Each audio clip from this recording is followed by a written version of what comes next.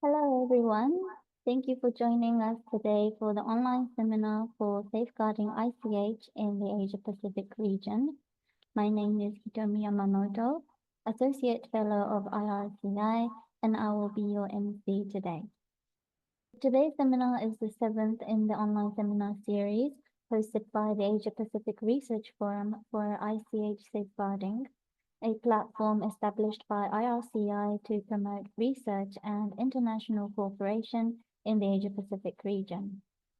Additionally, the seventh seminar and the next eighth seminar will be organized in conjunction with IRCI's new project, Research on Intangible Cultural Heritage and Climate Change in the Asia-Pacific region, which began in April 2024 to explore the intricate relationship between ICH and climate change.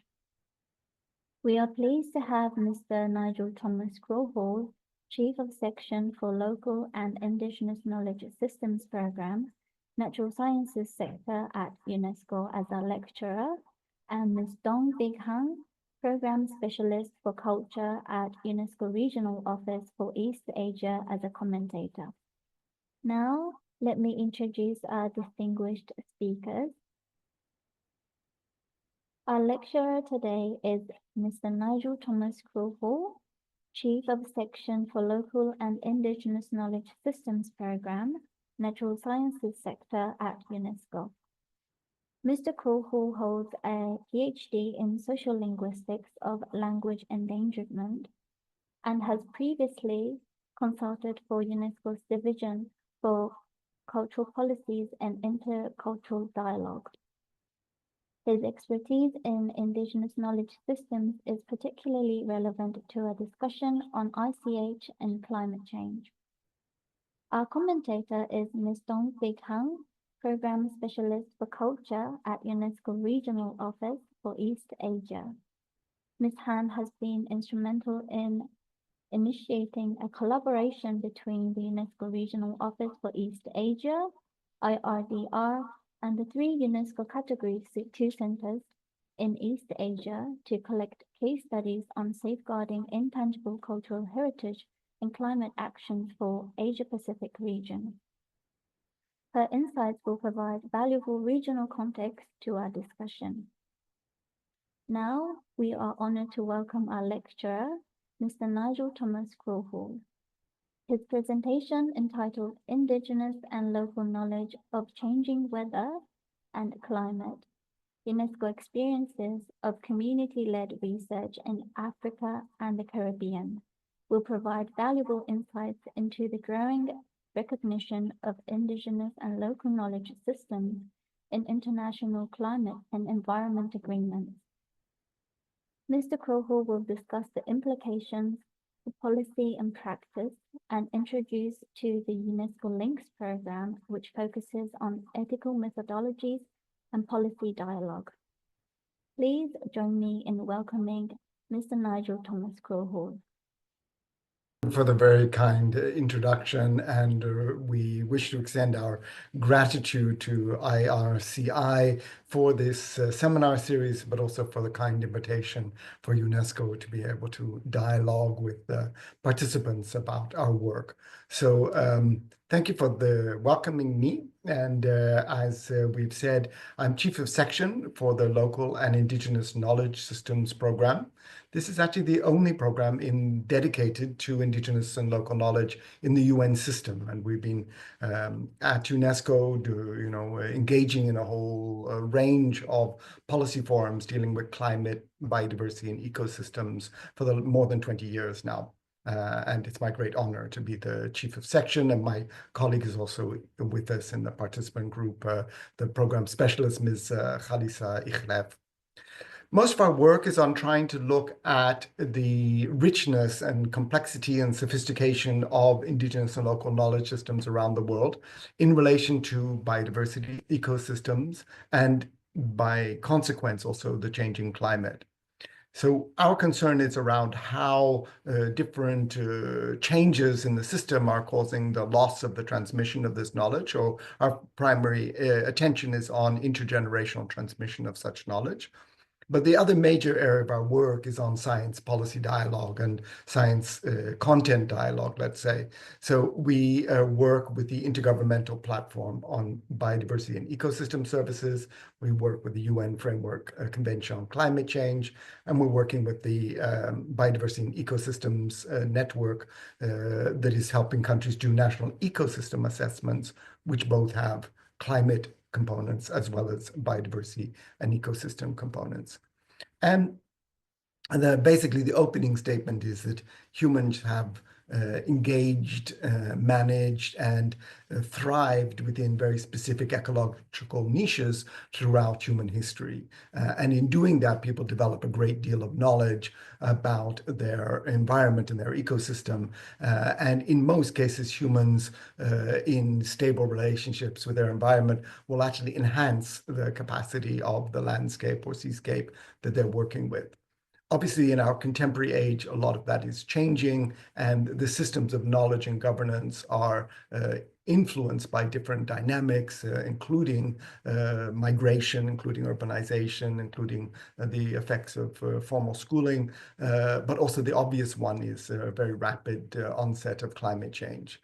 So we're very excited that this is an Asia-Pacific dialogue. We cooperate with our offices in the Asia-Pacific region, and in particular at the moment we've been supporting both Cambodia and Thailand on their national ecosystem assessments.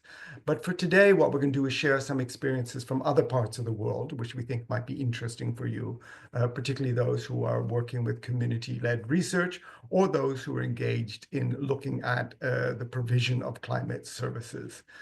So if you permit me, I'm going to share my screen and we're going to look at a few slides related to that program. Let me see if I can get the slides to be in the right order. Okay, there we go. Well, a number of years ago, with support from the Japan Funds and Trust and the Swedish International Development Agency, we wanted to investigate how nomadic pastoralist communities, so herding communities, sheep herding, camel herding, cattle herding communities were experiencing climate change in Africa. So we know that people do climate adaptation every day of their lives because they have no choice. People who rely on natural resources have to accommodate the changes in the system. And in Africa, there's been a rapid onset of changes in different parts of the continent, but particularly in the dry land and semi-arid areas. This has been some of the most dramatic impacts. So in our lifetime, we've seen major droughts and stress over areas of the Horn of Africa, the Sahel, the Sahara, and other regions. So what we wanted to know was, what do people know about this process? And is there something that we could bring into the policy space that would improve the ability of government and climate services to respond to the needs or share more valuable information? And on the flip side of the process, and the other dynamic, are there things that Indigenous people were observing about climate and weather that was not being recorded or understood by the official meteorological services? And what we learned was that there was a huge need for this dialogue. These dialogues had not really happened previously. There had been some work, particularly in Kenya, quite creative work on weather forecasting amongst farming communities. But what there hadn't been is this knowledge about pastoralist nomadic systems, some of which cover very large areas of the African continent, and where information travels over these large areas through traditional and oral means. So part of our philosophy is the idea of a multiple evidence-based approach to climate policy and climate adaptation. So the idea that there are different epistemologies, different ways of knowing the world, all held obviously in different languages, and most of it in oral cultural heritage and passed from generation to generation. So under the official multilateral instrument for climate, the Framework Convention on Climate Change, here in Paris, with UNESCO having been quite involved in the process with our partners, there was a decision under the Paris Agreement to include reference on indigenous and local knowledge systems. So that was a big breakthrough internationally to invite parties to look at how to mobilize different types of knowledge and to bring different people to the table in those discussions. So our work sounds very simple. When you get into it, it's quite complex. But the simple side of it is that science and indigenous knowledge systems can be quite complementary to each other.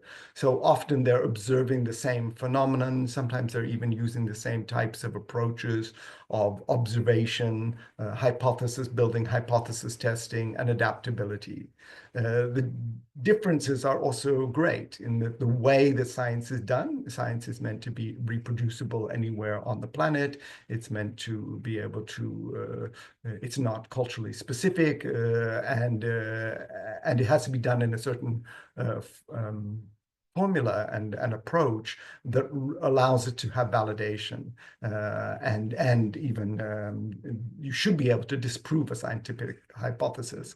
Whereas indigenous knowledge systems are much more functional. They're focused on observation, usage, watching patterns and relationships between different parts of the system, and then identifying where the resources need to be protected or sustained. And they can involve many other elements such as metaphysical practices, dreams and songs, and communicating with ancestors or other activities that are not considered scientific. So our big project was around the African continent. We were working in 6 sites around Africa, and we were including mostly semi-arid areas where there were different types of pastoralism. And you can see the map here.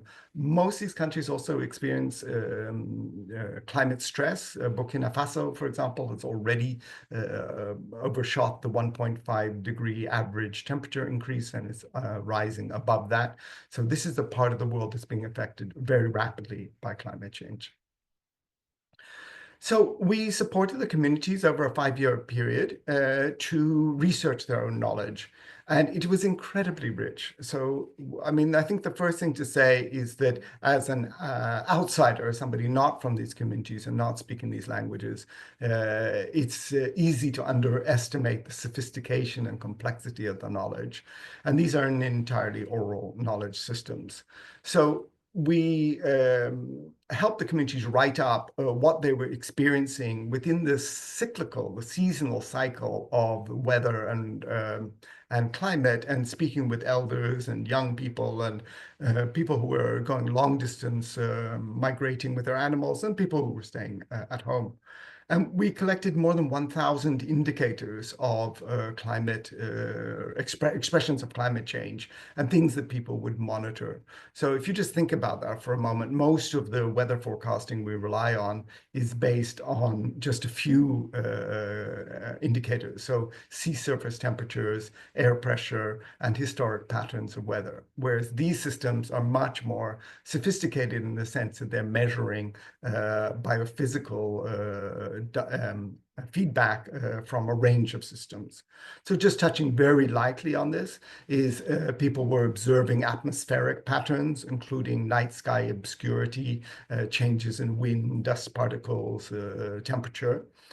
People spoke a lot about celestial patterns around the moon cycle and the synchronization with the weather patterns, but also, as I was saying, night sky obscurity, which is kind of an important element in understanding humidity and dust within the atmosphere.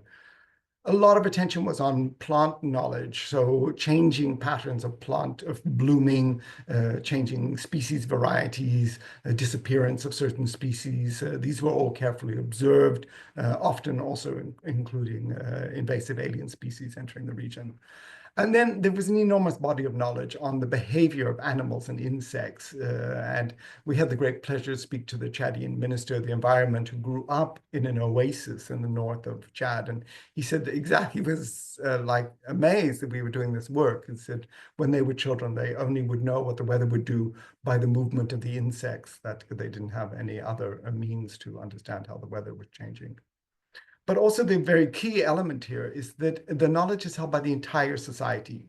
So this is a huge difference between science and indigenous and local knowledge. Science is done by people who study science, get qualified in science, have funding to do science, and it's their profession, and they usually concentrate on one or two disciplines.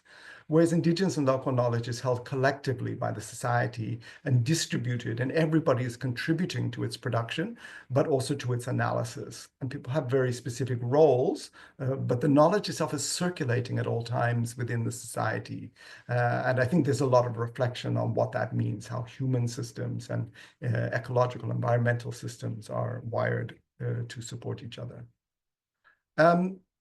Some of the things we noticed very early on from the policy dialogue was that most meteorological services are not designed to help rural communities make real decisions. So meteorology has emerged as a science to help us know about weather and about climate, and it's been very successful at that. But there's a scaling problem of trying to get information that people actually need down to the ground. And we got into quite a lot of dialogue with the meteorologists around short, medium, and long-term understanding of weather and climate patterns. And the funding finished before the project was fully completed. But one of the sort of key elements that we realized is for short-term forecasting, the meteorology was often very specific and could be quite highly accurate. For medium term, it appeared to us that the indigenous system was more accurate because it was working on larger scales and understanding predictive patterns. And in long scale, it was difficult to say, but generally, it's typical for pastoralists to be looking at least at a 10-year forecast, which is something that's not normally done in science. The other key thing is that climate adaptation, which is obviously a big policy theme, that's something that's done in situ. It's done in place. So farmers do certain things, fishing people do certain things, and pastoralists do certain things. And most of that is unknown to the science community. Most that there isn't a information highway between scientists and rural communities to understand A, what they're observing, but B, how they're behaving. So we realize it's a very big opportunity to improve communications between scientists, including biologists and soil specialists, and as well as meteorologists. So basically what indigenous people knew are covering a whole range of sciences, whereas normally we have a habit of separating in sort of urban culture, the idea that science is all broken into different disciplines, whereas in fact the environment is not broken into those disciplines. So we also recognized that climate impacts men and women differently. And there was a lot of dialogue within the communities. And we learned a lot about pastoralist societies, very much oriented towards women having certain roles and men having certain roles that are highly complementary and important in their relationship. So usually men are the ones who do the long distance migrations, whereas women stay closer to their homes and take care of a different group of goats, sheep, the smaller animals, whereas the men handle some of the larger animals. That depends on the society you're in. We also observed a lot of diversity within that.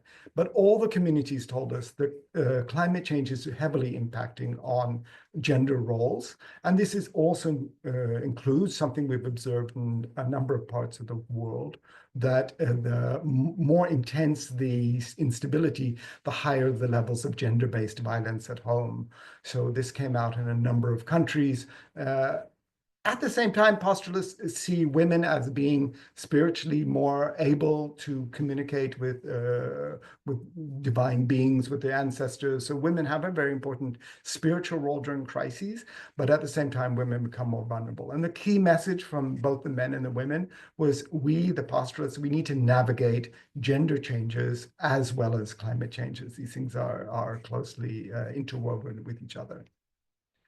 So some of the just sort of winding up on some of the key things we learned. So one is that all the indigenous peoples we work with had their own taxonomies of weather and climate patterns.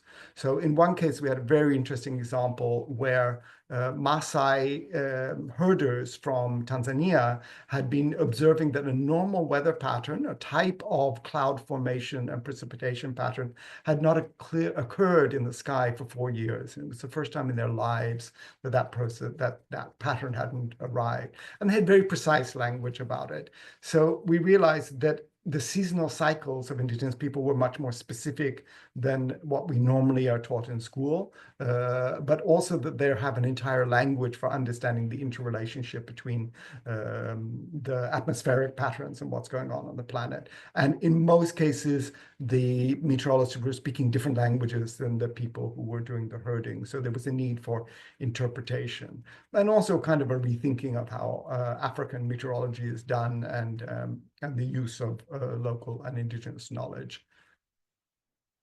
So with that, we had a series of dialogues around the African continent, and that information, some of that has been published, some of it not been published yet, but also bringing that to the attention of the UNFCCC and sharing it also with the IPCC. So we wondered if this was relevant in the Caribbean region, which is very different from Africa. Caribbean is mostly, the African region is enormous and with many different ecosystems, whereas the Caribbean is mostly small islands and coastal areas within a tropical marine environment. And obviously, as everybody knows, the Caribbean has been subject to much more dramatic hurricane activity than it has in the past. So we picked up very quickly that people are experiencing a lot of climate change. And even though we think of the hurricanes as being the most dramatic element, some of the slow onset elements are actually more problematic for people's food system. So just changing temperatures, the spread of heat-sensitive diseases, impacts on drinking water, the loss of coral reefs, invasive alien sargasso weed. There are a lot of major climate impacts on the Caribbean. And surprisingly, there had not been much dialogue in the Caribbean around indigenous and local knowledge in relation to climate adaptation. So in 2019, we were able to organize the first regional workshop on indigenous and local knowledge with people coming from different islands and from the mainland. So these included so-called Amerindian communities, so Aboriginal indigenous people speaking their indigenous languages, but also islanders who were speaking French or English or Dutch, who were mostly fishing communities. And the idea was to explore their experience of climate and how they share their knowledge and dialogue with the scientists. So we realized that there were very similar patterns, particularly with indigenous people. There were very sophisticated taxonomic systems around weather behavior, around soil types, around the responsiveness of the environment. People were observing a great deal that was going on, but mostly people were doing some type of farming or horticulture, and so most of their concern was about sustaining either the fisheries or the horticulture, which was different from the African context of nomadic communities. We really were struck by the fact there is some research going on in the Caribbean, but overall there hasn't been much policy dialogue. So we realized it's a great opportunity.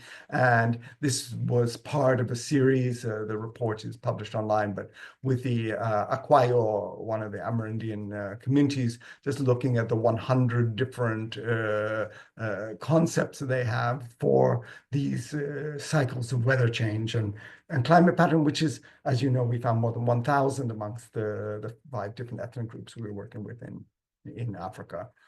So also Belizean indigenous knowledge, particularly from the Maya community, but also long-standing Mayan practices on protecting the forests, on protecting wildlife species, of accessing wild resources, and a sort of cosmology of how the system works together, and quite detailed understanding of seasonal calendars and species-specific behavior.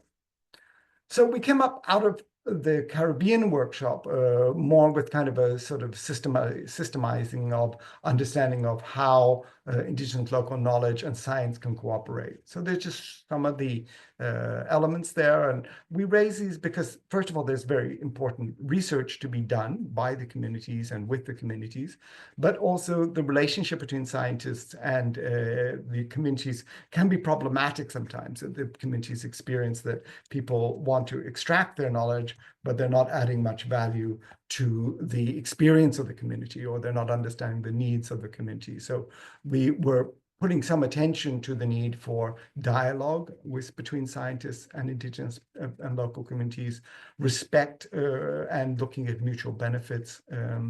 Particularly, there's a very strong message from Africa and the Caribbean that research models should not be extractive. They should not be taking from the community without offering the community something in return. It should be a reciprocal relationship.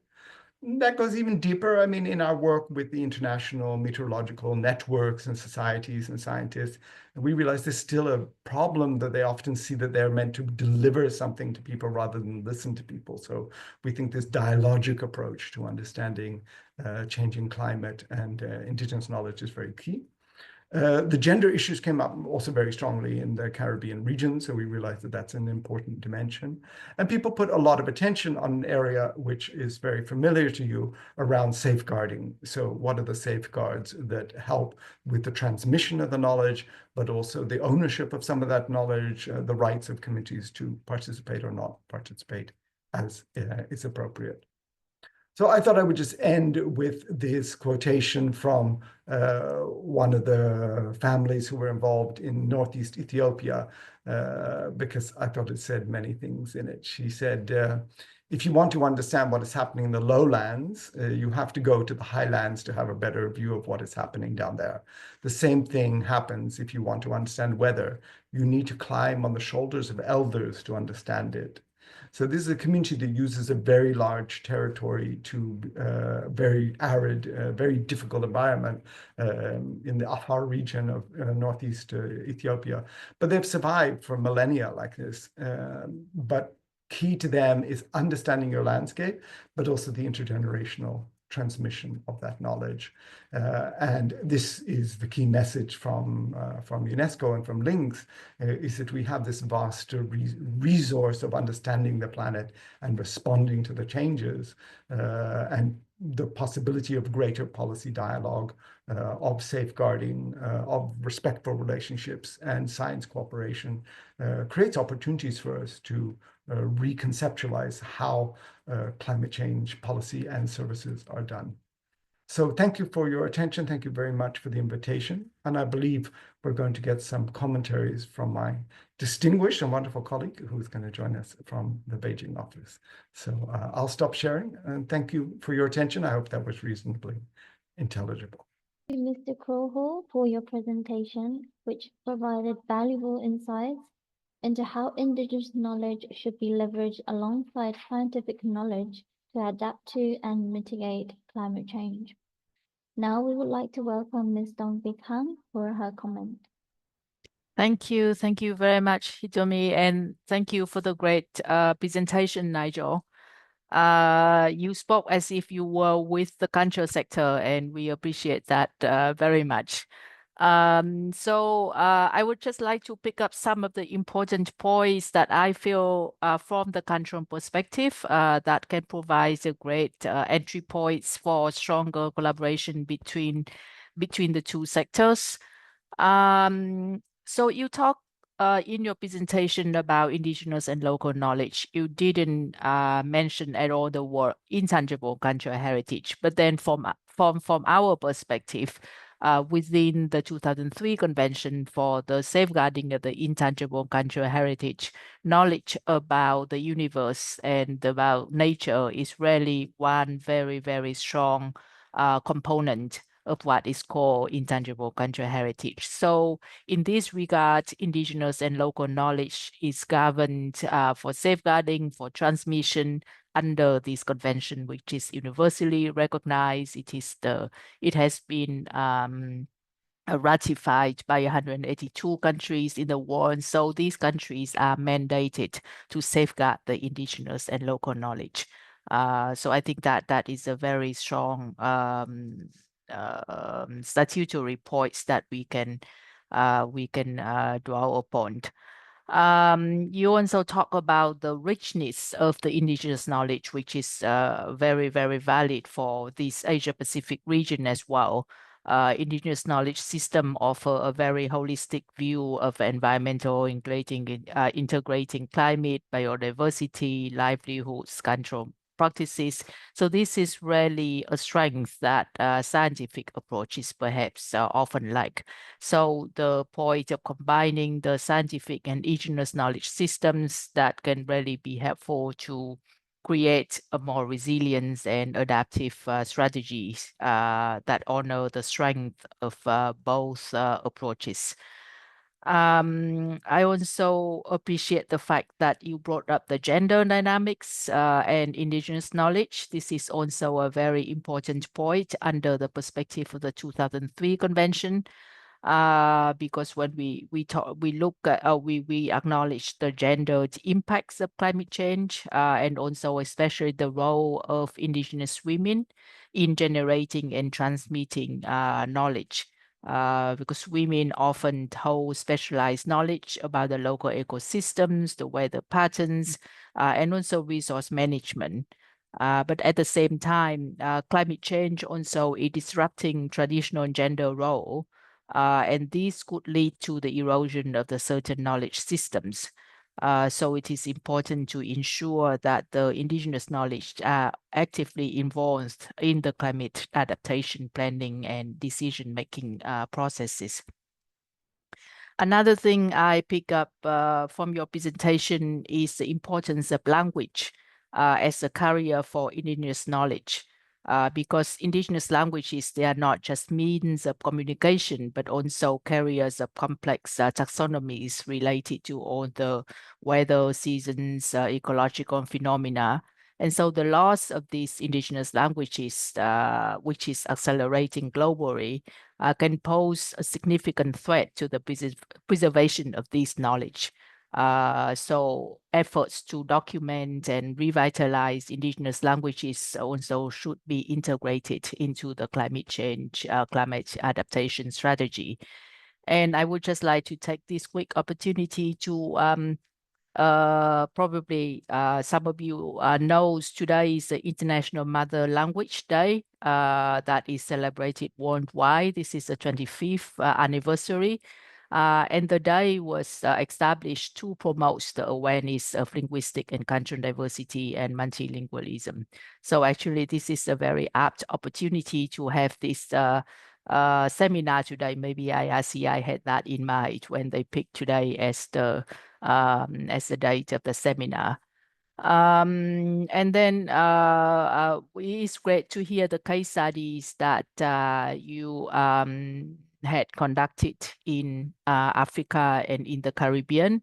I think we certainly do need more case studies from these different regions. The in-depth, really the luxury, it almost sounds like the luxury now to be able to do a 5-year in-depth research. So I think if there could be such opportunity for such work to be conducted in Asia-Pacific, and I think this is also a very great opportunity. As our MC mentioned briefly in the beginning, our office has been collaborating with IRDR, which is a research program under UNDRR, and 3 Category 2 centers on safeguarding intangible cultural heritage in Asia-Pacific to collect case studies on the intersection of intangible cultural heritage and climate change in Asia-Pacific.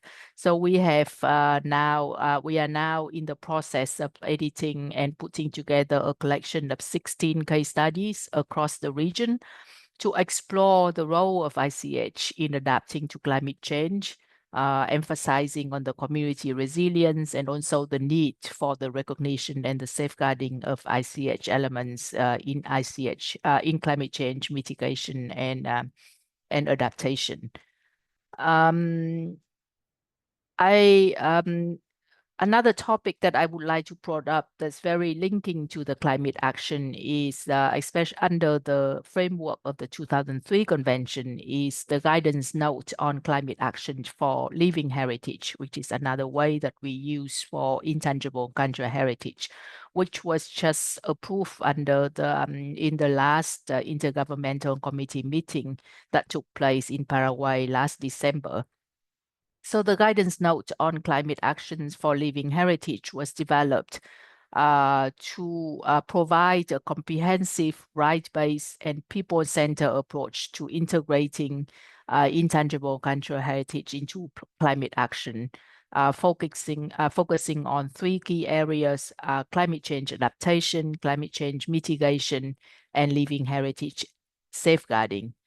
So the guidance notes really emphasize the dual role of living heritage. It can be both resources for resilience in the face of climate change, but then it's also a vulnerable element that needs protection from climate change.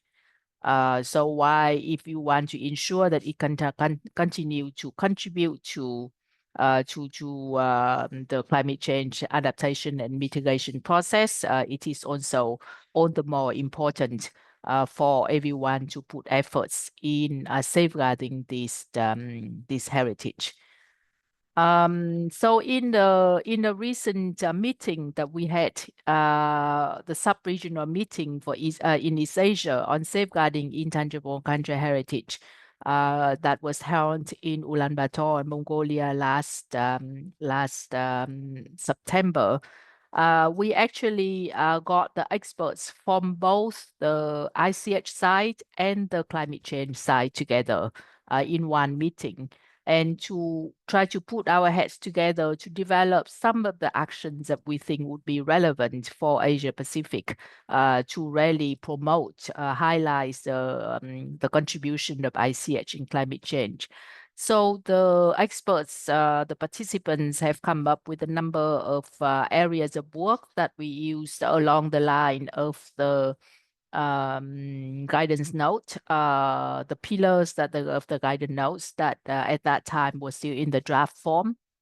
So people were calling for a number of action under the awareness raising component, where people emphasize on the importance of training sessions for the ICH communities, ICH bearers, focusing on the climate change risks and transmission.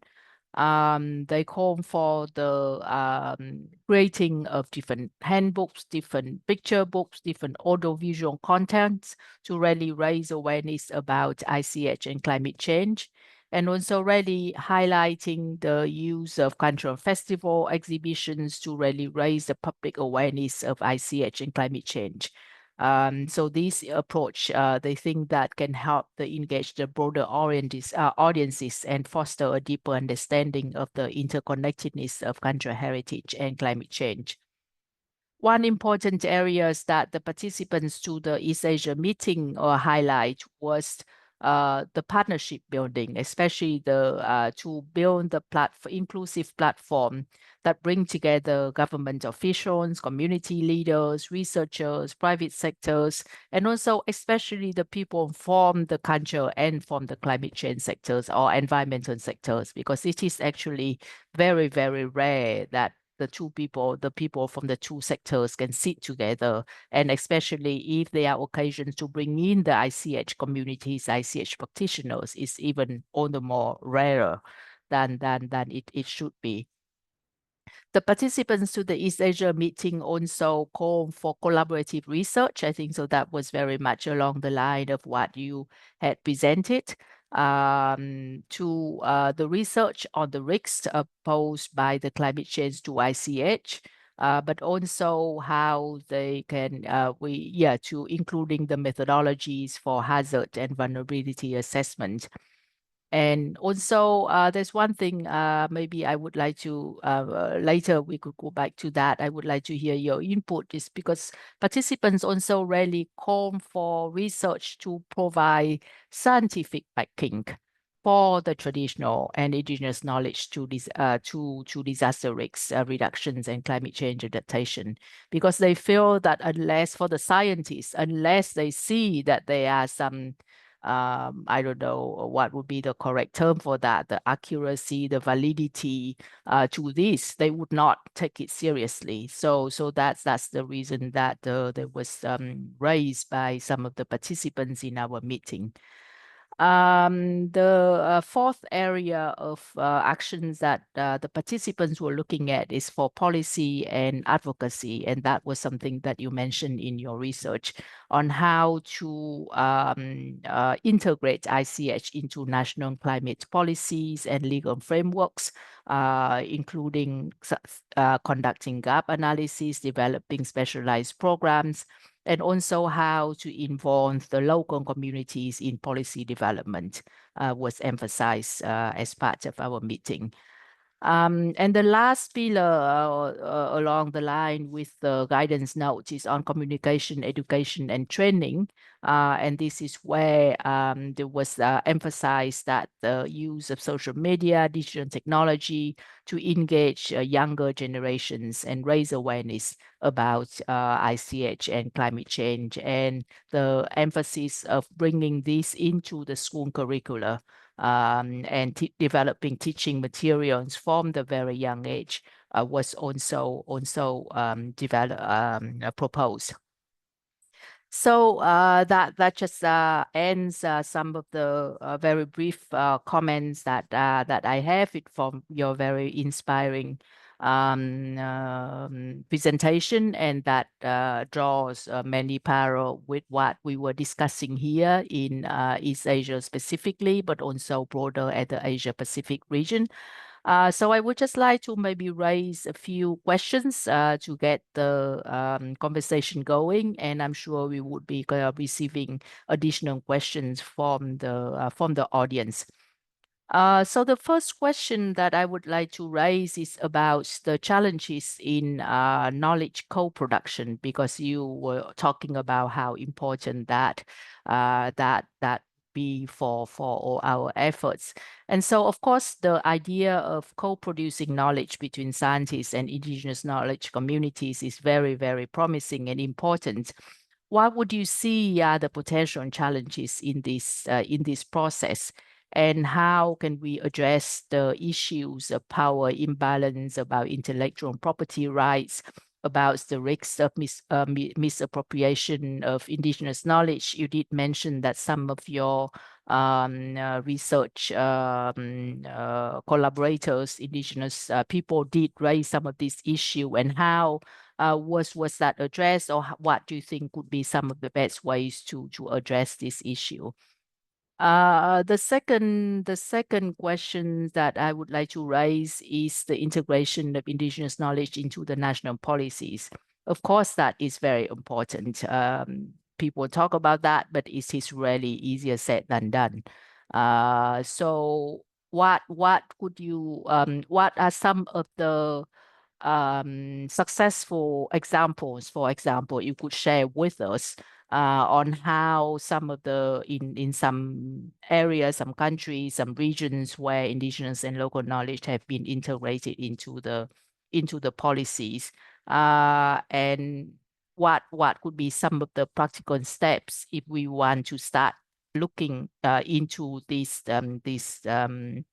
direction, and what can we do to really ensure that the indigenous communities are not only consulted, but they are actually actively involved in this decision making process. And the third and last question, and actually this one is quite interesting. I just read an article just before we joined this meeting today about farmers in Guangdong province in southern China, where they are lychee farmers, the fruits, and they have been basically depend on the lychee for their income. And due to climate change, and they have already lost a lot of their farming. They are now on the verge of having to either changing their practice or turning into a different livelihood. So there's a quote of a farmer was saying is the old ways of farming by following solar terms, which is something that farmers and agricultural practitioners here use, are no longer reliable, because what really is the most critical challenge for them is the unpredictability weather now. So they consider that is the most significant impacts caused by climate change is the unpredictability. So that maybe leads to perhaps only an assumption now is the relevance of this traditional and local knowledge at this stage. Whether it would still be relevant, how can we continue to ensure the relevance of this knowledge in the context of the changing that is really taking place, I would imagine, greater at a more rapid level than it ever been done.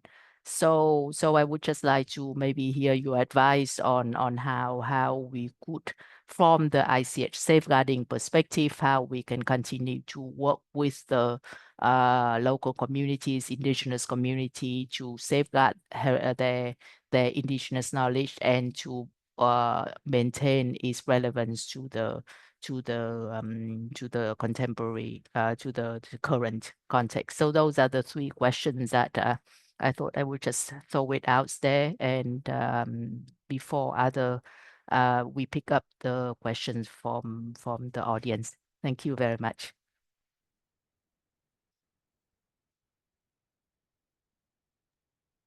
Thank you so much, Han. And I maybe should have said more clearly at the beginning, when LINKS was set up, it was an intersectoral initiative between natural sciences, culture, and education.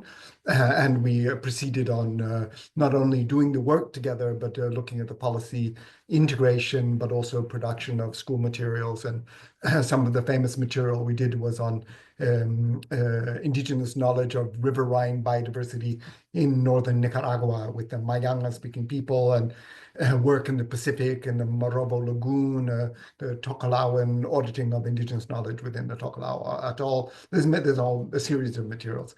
These days, it's harder to raise the money for that. So we were really grateful for the funding from Japan and Sweden to be able to take this research on. And I also have to say, none of these things are quick. So the idea that you can do a season of this work is not true. You need a long-term relationship with the communities. So I think that's a kind of fundamental challenge for the UN and for the donor communities, that a quick in and quick out is not going to work.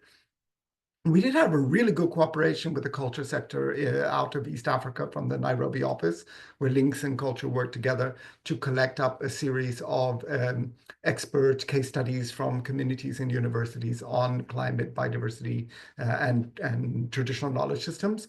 But the problem was then it lasted for a year. There was a really interesting dialogue and support and recognition of those people. But we realized it takes longer. People need time. The communities need time to process what is it about, because a lot of this knowledge is tacit. So it's very common when you're working really in the rural areas that people have never really spoken about these systems in a kind of meta-analysis, let alone had exchanges with scientists. And part of our very strong experience is that people need some time to build up some confidence about what they're talking about. So that may mean they need some tools. They may need to do some participatory mapping. They need to speak to elders. They need to do some research. And there is a big power imbalance between national scientists and rural, particularly very communities living almost completely off rural natural resources. There's a big education and power imbalance, and yet the knowledge is dramatically more on the side of the indigenous people when you come into those types of dialogue. So how do you support people to be confident about what they're bringing? The other thing you touch on, which from the lychee farmer, which is I found quite moving, but also very important, is often when we speak to the elders and the rural communities, they say, it's all changing. My knowledge is useless. I know nothing. That's their first response. I can't cope with all this unpredictability. But when you go into the science, it's completely unpredictable. We've never been where we are now. So the climate is changing faster. I mean, the climate has changed dramatically in human history before, but never at this speed. So we don't know what is coming. So part of our approach is, okay, you don't feel confident about your knowledge, but actually when you begin to unpack your knowledge, it's so sophisticated that in a way, you think that the story is about your lychee tree, but actually, you know what the birds are doing, you know what the insects are doing, you know what the rain cycle is doing, you know what your soil is doing. You have an entire panoply of very detailed knowledge. And in helping us find solutions for climate change and climate adaptation, but particularly nature-based solutions, your knowledge system is going to help us. So it could be that the lychee is not your future, but there's maybe other things that are happening in your environment. And in dialogue, we can figure out how people could reconfigure. So some of this is very detailed. We've just finished working with Bosnia and Herzegovina on their first national ecosystem assessment. They had never in the history of the country asked rural knowledge holders what was going on with biodiversity, ecosystems, and climate. They did their first round of research. They speak multiple languages, related languages in Bosnia, but they had never asked anybody. They had never asked rural people what's going on. So first of all, they realized there was dramatic urban migration that had not been well documented, but also such sophisticated knowledge in the rural areas, but that knowledge was draining as the young people were leaving. And so I think that takes us back to a very key issue that you touched on, and an issue that we're passionate about, is young people are not going to follow the same economy as their grandparents. It's the world is changing, people have different expectations, but the climate is changing. So one of our other areas of work is helping young people have access to new types of technology and tools. So we're just trying to set up and get moving at the moment a project in Africa of an exchange between indigenous knowledge holders, hunter-gatherer communities, on the use of geospatial information technology to collect data around changes in wildlife species. And this is using algorithms, it's using handheld technology, GPS systems, databases, but their knowledge that they're working with is entirely oral knowledge of the elders. So, and it's going from the elders in that community to the youth in the same community. So at the end of the day, the two sides of the equation are getting value. And we've supported and worked with teams in Southern Africa who've done this, and all the young people got jobs after doing this training. So we're hoping to reproduce that in East Africa. So on the one hand, we really want to respect and defend the integrity of the indigenous knowledge system. Do not measure that against science. It's been there for 1,000 years. It's been there for 10,000 years. Respect that, understand it, understand that you don't know what they're talking about. You know, you don't even speak that language. But at the same time, there are expectations from the young people about what this is going to do. What is the change process for them and how are they change agents? I want to touch on very lightly a key question that you asked, which is that fundamental to all of our work is validation. So almost always when you have a scientist walk in the room, they want to validate the information. You have to work with them to let go of that expectation. If you ask, I did a project in South Africa and in Egypt on a dialogue between archaeologists, geneticists, and linguists. So I have worked on paleolinguistics in my career. And so we were having a dialogue around social and natural sciences around understanding time depth in human history. Their models don't agree with each other. Their version of history doesn't agree with each other. It's not possible to use completely different disciplines to validate each other. You just get into a muddle. But everybody is observing something accurate, but you can't immediately put them together. And if you ask chemists and physiologists to validate each other's information, just watch it explode. And if you want to watch social scientists and natural scientists trying to validate each other's knowledge, they will also go crazy. So we say, why are you doing that to indigenous people? So let's first start that you, the scientists, have to be quiet. You have to listen. You were never went to school to study this. You know nothing about the system. Listen first. And indigenous people have ways of telling stories. Sometimes they have to tell it through song or poetry, recitation, dance. How do they memorize these hugely complex systems of knowledge? They have to have an intellectual and cultural framework that allows them to carry such complex knowledge on. You, the scientist, you read this all in a book, you know, or you did it through your experimentation. You didn't have to memorize these massive systems of knowledge and reproduce them. So we say a little bit of humility on the side of the scientists, really allow the integrity of the indigenous system to become as it is into the space. But then once the dialogue gets going, the truth is that some indigenous observation is highly accurate and very specific, and sometimes more detailed. So some indigenous languages have more precision than we have in Latin or other science-based language. So it's not a question of accuracy and precision that can be achieved. But the question is, why are you doing this? And I just give another example. We recently did a dialogue in West Africa, and we were working with not indigenous people. These were local farmers who had some science education, but they were doing what do you call it, like permaculture farming. They were looking at innovative ways of agroforestry to protect the cacao plants with a great deal of success. So it's a woman scientist, young woman scientist and farmer, speaking to more senior university people. And the first thing the university people do is they tell her she's wrong. She's the one with the cacao. She's the one with the success.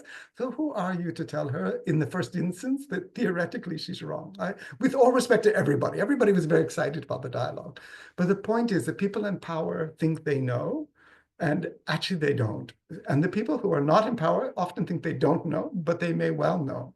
So you're trying to teach people about this dialogue. And from your framework, it's intercultural dialogue. From our work, it's interdisciplinary dialogue or interepistemological dialogue. So I think it's very exciting, and I think it's kind of what we need at the moment. So yes, there's a space for new technologies. Validation is just a sort of a knee-jerk reaction by scientists, and actually they don't really, if you get into it, they often don't mean it, or they wouldn't apply it in their own context, but they expect other people to adjust to it. And it doesn't mean it can't be done, but it needs to be done in a very ethical context. Co-production of knowledge you touched on, and then we're going to wind up, I think, because we're going to open the floor for some more questions. But co-production of knowledge is a very complicated area, but it's a huge area of growth and attention. And one of the exciting things is there's more and more scientists coming from minority, indigenous, local communities who are able to explore this interface of these systems. There are more projects, particularly on freshwater systems. We're seeing some very interesting hybrid knowledge approaches to freshwater management.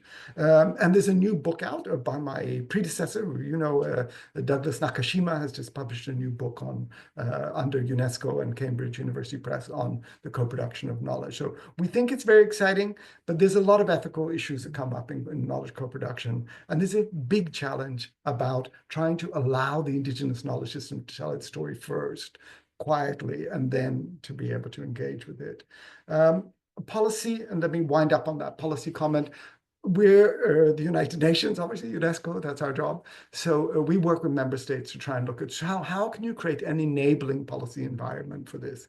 And these issues get very complex. They're around zonage of land use, changes in economic models, the impacts of extractive industries, and working with energy policy and things. So these are issues that sort of cut across the whole of society.